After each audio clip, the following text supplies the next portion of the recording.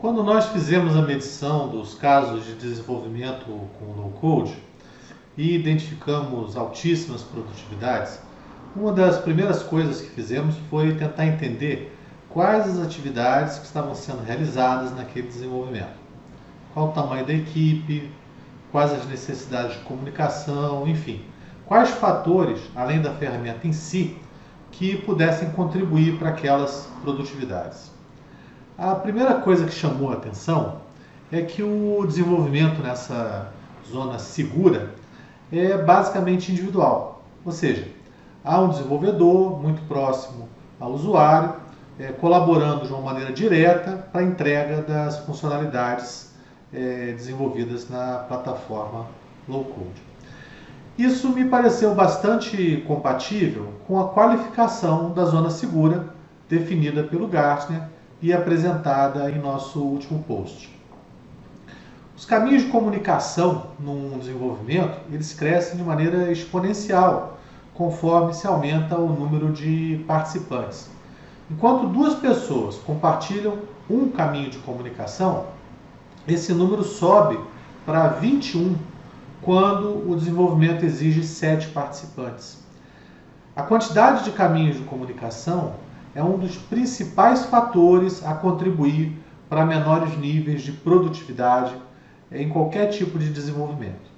Isso principalmente em função dos ruídos introduzidos, da necessidade de compatibilizar agendas, sincronizar atividades e dos fluxos de aprovação e feedback.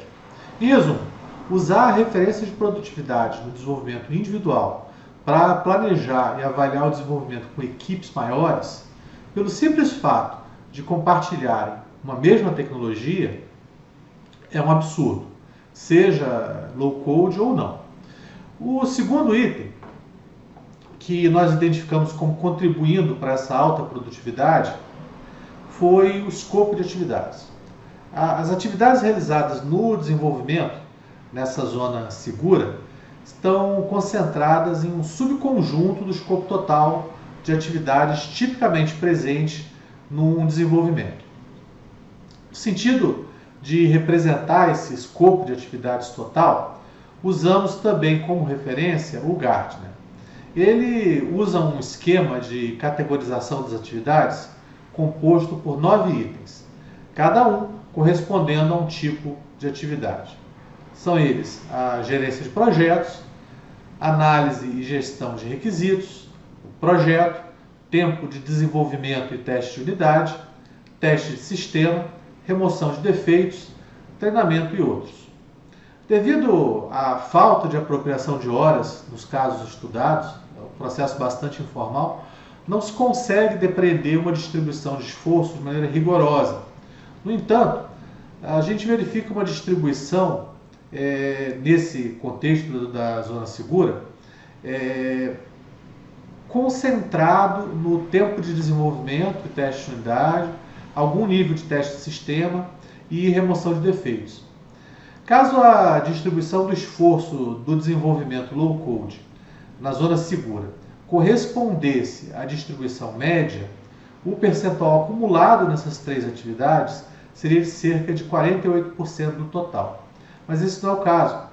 Conforme se avança para o desenvolvimento da zona segura, para a zona suportada ou para a zona de perigo, aquelas atividades praticamente desnecessárias no desenvolvimento na zona segura passam a cumprir um papel importante para os objetivos do desenvolvimento serem atingidos. Enquanto a ferramenta facilita principalmente o tempo de desenvolvimento e teste de unidade, os testes de sistema e a remoção de defeitos, o mesmo não acontece, pelo menos não na mesma proporção, nas demais atividades. E, consequentemente, isso tem um reflexo numa menor produtividade. Repassando aqui um breve resumo. Comentamos sobre a quantidade de pessoas envolvidas no desenvolvimento e das peculiaridades na distribuição de esforço entre as atividades do desenvolvimento quando se compara casos de desenvolvimento na zona segura, na zona suportada e na zona de perigo.